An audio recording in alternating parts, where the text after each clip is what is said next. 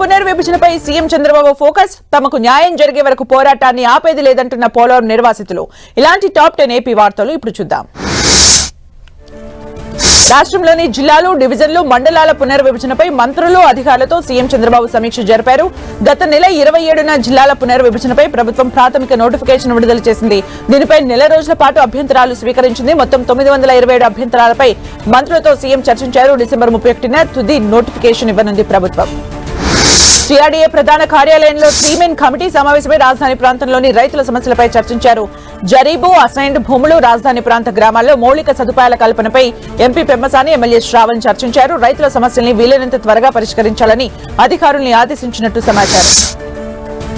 సత్యసాయి జిల్లా సోమదేంపల్లి మండలంలో అత్యాధునికంగా తీర్చిదిద్దిన రైల్వే స్టేషన్ ని కేంద్ర జలశక్తి శాఖ సహాయ మంత్రి సోమన్న ప్రారంభించి స్టేషన్ ను జాతికి అంకితం చేశారు. ఈ కార్యక్రమంలో రాష్ట్ర మంత్రి సవిత, హిందూపురం ఎంపీ బీకే పార్థసారథి కూడా పాల్గొన్నారు. కేంద్ర రాష్ట్ర ప్రభుత్వాల చొరవతో స్టేషన్ ను అత్యాధునికంగా తీర్చిదిద్దామని కేంద్ర మంత్రి తెలిపారు.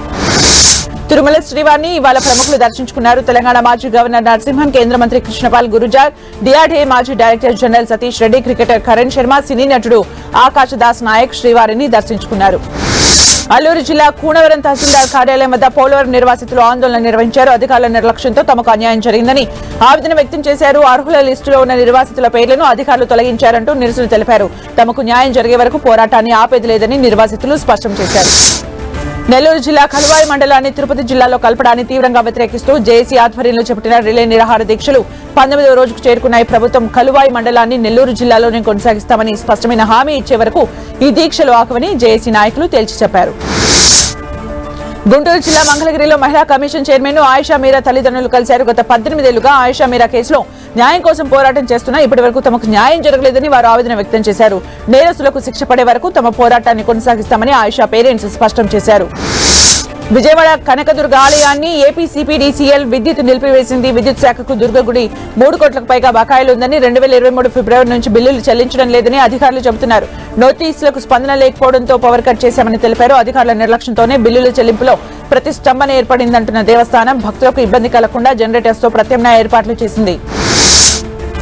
మత్తు పదార్థాలకు బానిసే బంగారు భవిష్యత్తును యువత నాశనం చేసుకోవద్దని శ్రీకాకుళం జిల్లా పలాస పోలీసులు సూచిస్తున్నారు. డ్రగ్స్ వద్దు బ్రో, భవిష్యత్తు ముద్దు బ్రో అనే నినాదంతో కలెక్టర్, ఎస్పీ ఆదేశాల మేరకు పలాసలో కాశీబుగ్గ పోలీసులు విద్యార్థులు, ఉద్యోగులు ఎమ్మెల్యే గౌతు శిరీష్తో కలిసి అభ్యుదయ సైకిల్ ర్యాలీని నిర్వహించారు. ఉమ్మడి కర్నూలు జిల్లాలోని ప్రముఖ పుణ్యక్షేత్రాలు భక్తులతో కిటకిటలాడుతున్నాయి. వరుస సెలవులు కావడంతో ఆలయాలకు భక్తులు పోటెత్తుతున్నారు. శ్రీశైలం మల్లన్న ఆలయానికి భక్తులు పోటెత్తారు. దీంతో స్వామి అమ్మవార్ల దర్శనానికి 3 గంటల సమయం పడుతోంది. అటు భక్తుల రద్దీ దృష్ట్యా అభిషేకాలు, కుంకుమార్చనలు నిలిపివేశారు ఆలయ అధికారులు.